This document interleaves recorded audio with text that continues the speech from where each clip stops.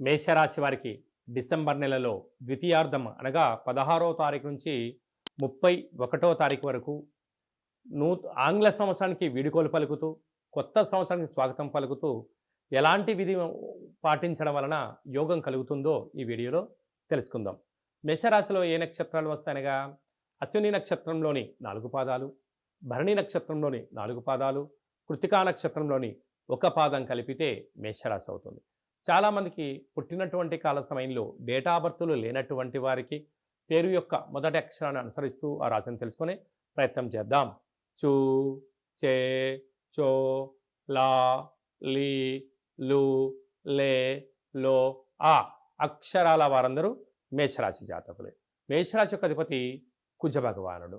వీరికి 2వ స్థానంలో గురు సంచార స్థితి ఉండడం వలన సంవత్సరంలో వీలైనంత వరకు అప్పులు ఇవ్వకపోవడం, అప్పులు తెచ్చుకోకపోవడం ఉత్తమోత్తమం. ఈ రెండింటిలో ఏది జరిగినా రాబోయే కాలంలో అంత ఇబ్బందిగా ఉండేటువంటి పరిస్థితి ఉంటుంది.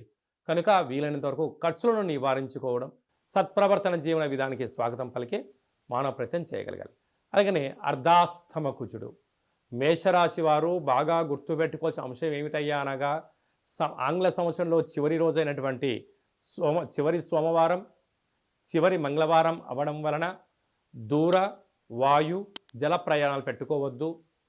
అలాగనే వాగ్వివాదాలకు దూరంగా ఉండండి. కలహాలకు ఇది సరైన సమయం కాదు. క్రయ విక్రయాలకు దూరంగా ఉండడం ఉత్తమోత్తమం.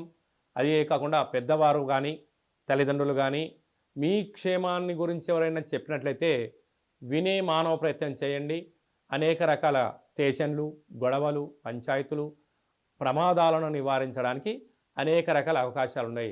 లేకపోతే అనంతమైనటువంటి అష్టకష్టాలకు మీకు మీరే కొని తెచ్చుకునే పరిస్థితి గోచరిస్తుంది అర్ధాస్తమ కుజుడి యొక్క ప్రభావం కారణం వలన. అదే కాకుండా 6వ స్థానంలో కేతు సంచార స్థితి ఉండడం వలన మీకు అన్ని విషయాలు తెలుసు, కానీ పక్కవారితో చేసే ప్రయత్నం చేస్తారే తప్ప మీరు ఆచరించకపోవడము మీ యొక్క విజయానికి మీరే కారకులు అవుతారు. మీ అపజయానికి మీరే మీ మనసే కారణమవుతుందని చెప్పి గమనించాలి. అష్టమంలో బుధుడు. దయచేసి ఈ సంవత్సరం చివరిలో ఏది మీరు కొత్తగా ప్రారంభించకపోవడమే ఉత్తమోత్తమం. భాగ్యస్థానంలో రవి సంచార స్థితి ఉన్నప్పుడు భార్య మాట భర్త, భర్త మాట భార్య, ప్రేమికులు సైద్యగా ఉండే మానవ ప్రయత్నం చేయండి. రాజ్యస్థానంలో శుక్ర సంచార స్థితి ఉండడం వల్ల ఉద్యోగ ప్రయత్నం చేసేవారికి నూతనమైన ఉద్యోగము, వాహనము, ఐశ్వర్యము, బంగారు ఆభరణాలు, నూతన వస్త్రాలు, క్రయ విక్రయాలు మీకు యోగదాయకం. లాభస్థానంలో శని. మీరు ధర్మంగా ఉన్నంత వరకు విజయం మీ సొంతమవుతుంది. వ్యయంలో రాహు.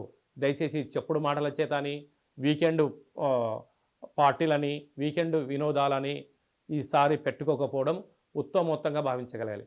కనుక ఇలాంటి పరిస్థితుల్లో మేషరాశి వారు ఏం చేయగలగాలి అన్నట్లయితే మంగళవారం మనకు సోమవారం సోమవతి అమావాస్య, మంగళవారం కూడా అమావాస్య ఛాయలు ఉన్నాయి కనుక ఒక గ్లాసు బియ్యాన్ని అన్నంగా వండి అందులో ఒక చారడేసంత కుంకుమను ఏర్పాటు చేసుకొని ఒక 3 ముద్దలు కట్టి కర్పూరం పైన అన్న ముద్దల పైన కర్పూరం పెట్టి వెలిగించి ఆ మేషరాశి జాతకులకు దిష్టి తీసి కుక్కలకు పెట్టడం వలన నరదృష్టి, శత్రు ప్రభావము తొలగిపోయి ఈ సంవత్సరానికి ఈ నరదృష్టికి ఫుల్ స్టాప్ పెట్టడం జరుగుతుంది.